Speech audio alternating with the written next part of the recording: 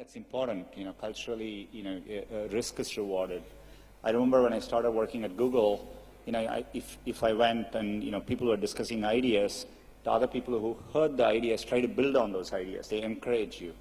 So it's a culture of optimism. It's a culture of risk-taking, and I think that's really important. So, okay, just a couple before we start taking questions from everybody. You talked about cricket, but you tweet about Barcelona. I'm a huge, football fan as well,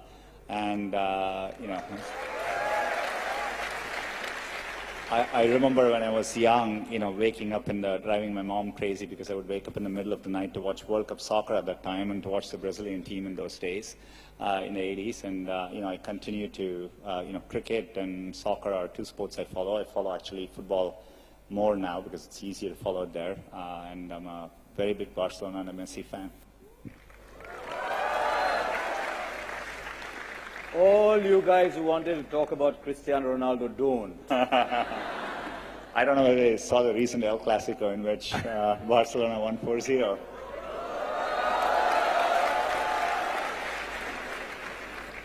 If there are any Real Madrid fans, they just have to keep quiet, right? You can't do anything.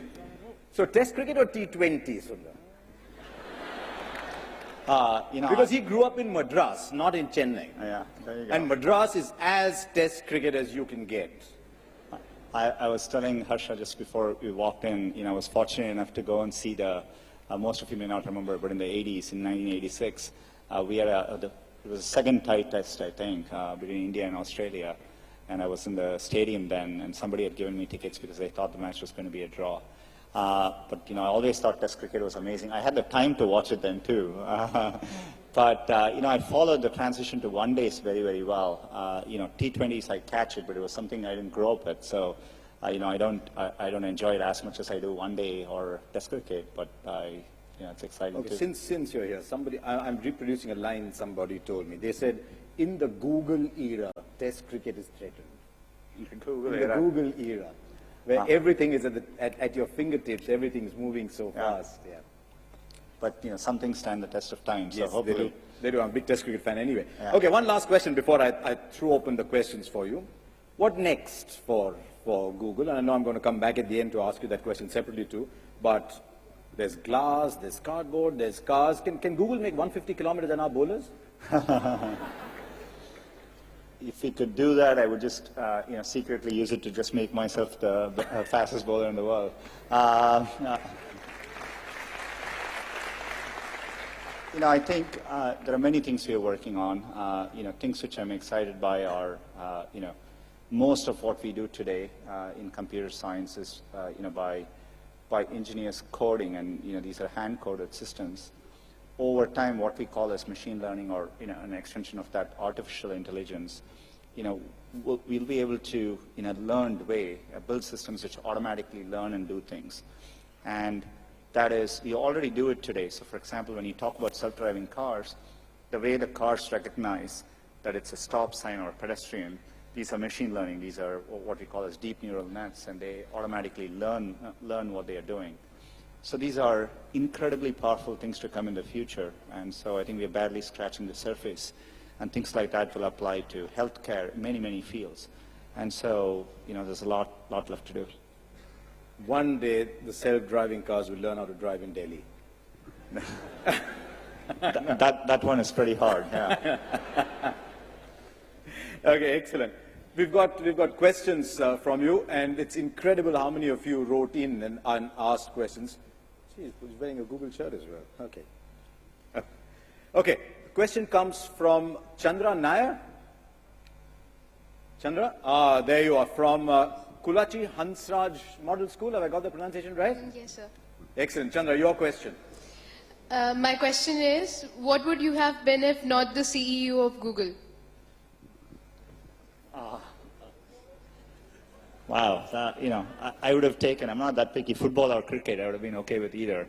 I think I would have still been building software products, that's what I love to do, and, I always was fascinated by the fact that, with software, if you had an idea in your head, you could make it happen and you could see the outcome of what you did.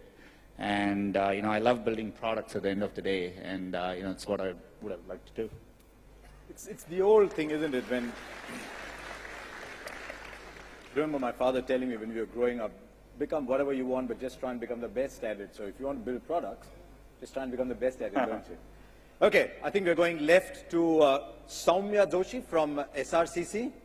Hi, Soumya, I'm where- Soumya. Hi, Sunder. Hi, Harsha. So my question for Sunder is, I'm right here. Ah, there you are, Yeah. yes. So my question for you is, what motivated you to switch fields from first metallurgy to management to computer science? And did you ever feel incompetent or even a bit insecure while working with people who were given more qualified in that field than you were? My background, so I was always interested in technology, and the first chance I could get to program, I learned programming, and so for me, I never thought of it as switching fields as much as when the internet started happening. It took me a while to realize the power of it, and it became obvious to me for the first time we are going to have something which could connect one day all of humanity and would profoundly transform what people did. So I wanted to be a part of that, so part of that journey. So that's how I thought of it, and so I didn't think of it as necessarily switching careers. To answer your second question, absolutely. I would actually encourage all of you. If at some point in your life, you have to work with people where you feel a bit insecure, right? That's essential, because that means you're working with people who are better than you and who are pushing you, right? And so I'll always encourage, if you actually feel very secure in what you do, that means you're doing something comfortable and you're not pushing yourself. And so there are many, many times I've felt working with people in a group, am I doing enough? These people seem much better than me, and I think that's an inherent part of learning.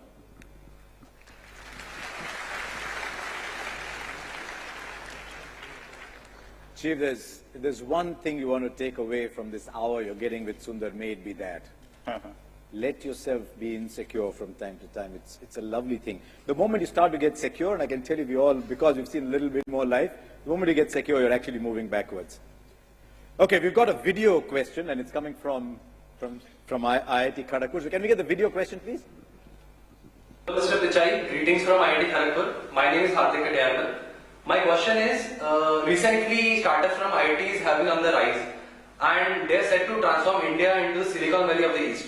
So from your point of view, how much impact do these startups really have on India's progress, and how do you think this impact will change the face of the nation in the coming years? I'm not sure I got the last part. But How will this change the pace of the nation in the coming years? Every year or 2 years, whenever I make these trips back here, I've always been waiting for this change in India. It was only when I came last year, I felt it very viscerally that, the startup culture had really taken hold here. It's incredible to see. Google के CEO यहाँ सीधे तौर पर दिल्ली विश्वविद्यालय के छात्रों के साथ बात करते हुए उनके सवालों का जवाब देते हुए